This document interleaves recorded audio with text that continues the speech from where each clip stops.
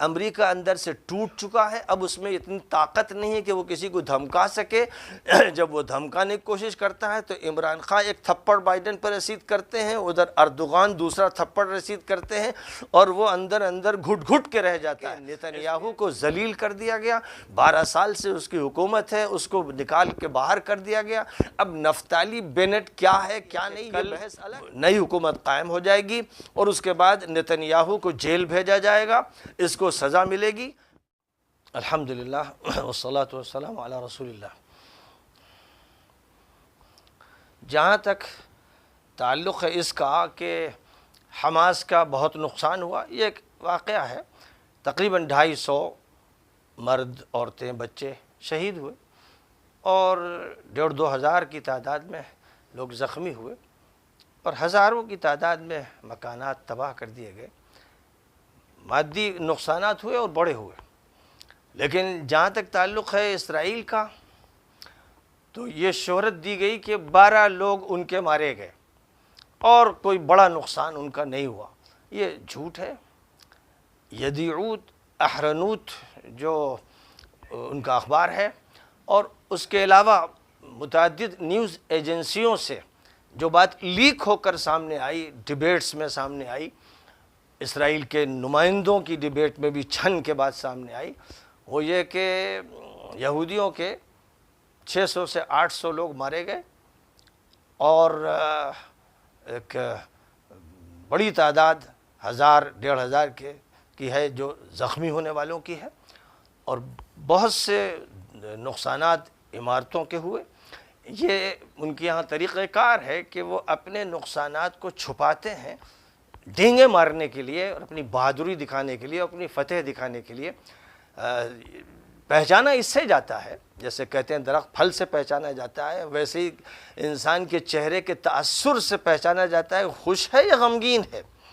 تو جہاں تک تعلق ہے صلح کے مطالبے کا یا جنگ بندی کے مطالبے کا، وہ اسرائیل کی طرف سے ہوا، ٹوٹلی اسرائیل کی طرف سے درخواست کی گئی، بائیڈن کی طرف سے مطالبہ کیا گیا، سی جیسے منافق کو بیچ میں ڈالا گیا جو ان کا بھی ہے ان کا بھی ہے، اور اس اعتبار سے یہ جنگ بندی کا فیصلہ ہوا۔ تو جنگ بندی کا فیصلہ حماس کے مطالبے پہ نہیں ہوا، یہ فیصلہ ہوا اسرائیل اور امریکہ کے مطالبے پر۔ تو آخر کیا ضرورت تھی جب نقصان صرف حماس کا ہو رہا تھا، تو جنگ بندی وہ کیوں چاہتے تھے؟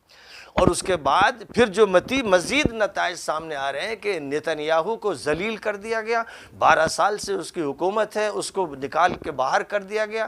اب نفتالی بینٹ کیا ہے کیا نہیں، یہ بحث الگ ہے، لیکن 4 اربوں کی وجہ سے جو پارلیمنٹ کے ممبر ہیں ان کی وجہ سے یہ حکومت نئی قائم ہو رہی ہے جو 8 پارٹیوں پر مشتمل ہے، اور نتنیاہو کو دردرا دیا گیا، دھتکار دیا گیا، اس کو ذلیل کیا گیا، اس نے بڑی دھمکیاں دیں، لیکن ان دھمکیوں سے کوئی کام نہیں ہو پا رہا ہے، اور بظاہر امید یہی ہے کہ کل نئی حکومت قائم ہو جائے گی اور اس کے بعد نتنیاہو کو جیل بھیجا جائے گا، اس کو سزا ملے گی۔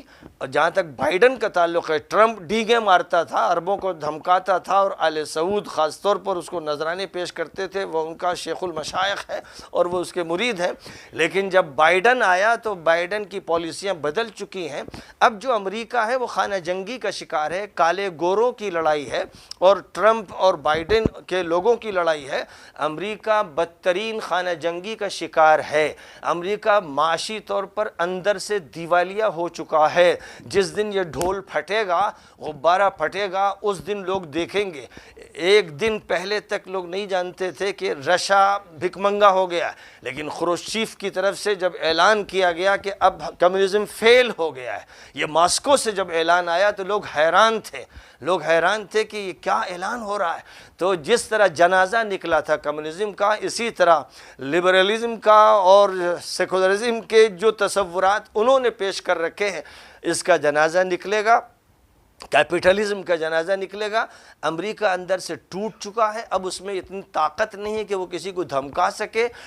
جب وہ دھمکانے کی کوشش کرتا ہے تو عمران خان ایک تھپڑ بائیڈن پر رسید کرتے ہیں، ادھر اردوغان دوسرا تھپڑ رسید کرتے ہیں، اور وہ اندر اندر گھٹ گھٹ کے رہ جاتا ہے۔ اس لیے وہ دور امریکہ کا ختم ہو گیا ہے، اس کو سمجھنا چاہیے۔